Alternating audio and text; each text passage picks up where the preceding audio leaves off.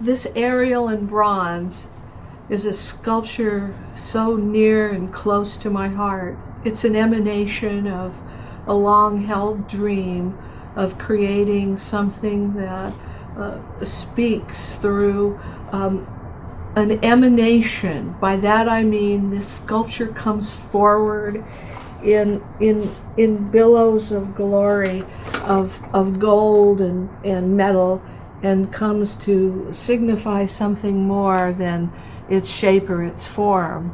It centers on hope. It centers on, for me, a dream of becoming actualized, of becoming all that I can be in sculpture. I'm really best expressed through my art form. Early on I had major health challenges, and sculpture assisted me to become whole.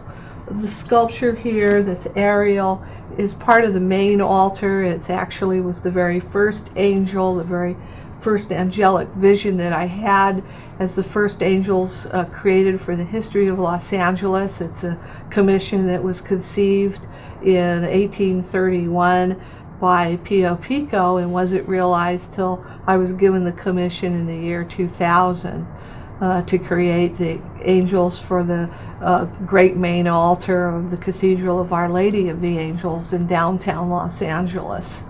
It's a very momentous commission. It forms the heart of the church, and into this heart, the very first angel was Ariel, and these fingers are not just fingers, they're energy wands. They create spires heavenward that bring down blessings into the realms of divinity and bring these down earthward into our own lives. And the fingers are very delicately wrought. They're not human hands. They're beyond human anatomy. It's all about love and glow and expectation for wonderful things to happen in the world. As I say, this is not drapery. It's really a cloud-like formation that flows outward and hangs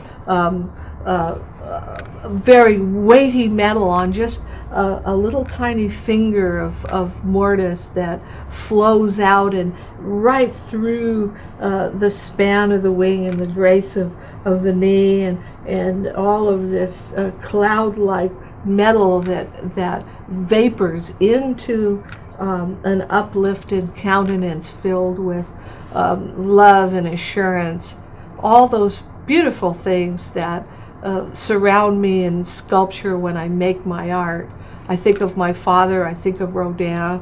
I used the number 7 tool signed by Rodin through creating each piece of wing, each feather, each idea of transiting light and air that moves through the whole sculpture. Air and light elevate the sculpture, and if a certain light hits it in certain parts, the angel is in a state of becoming. You can see a foot move, you can see a knee move, you can see an arm come forward, you can see expectation rise, you can see a lot of different states and atmospheres and moods in this piece. A candle placed at the bottom on a single table makes for a very beautiful display that illuminates the gold.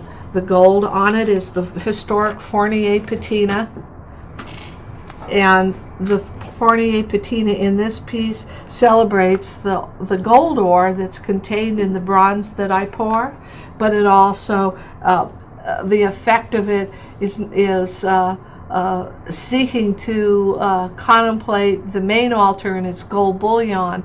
So there is an application of pure gold onto the piece, and then this is sweated in through the metal that leaches the gold in and out through it and comes out into a bloom onto the surface. So what is happening here is the piece breathes gold out and in.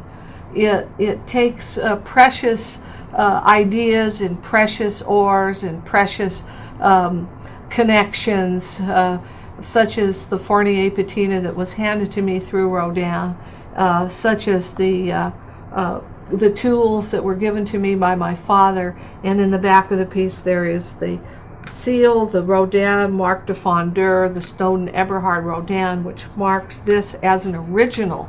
This is not a limited edition. Each one of these pieces is uniquely created and forms an original icon.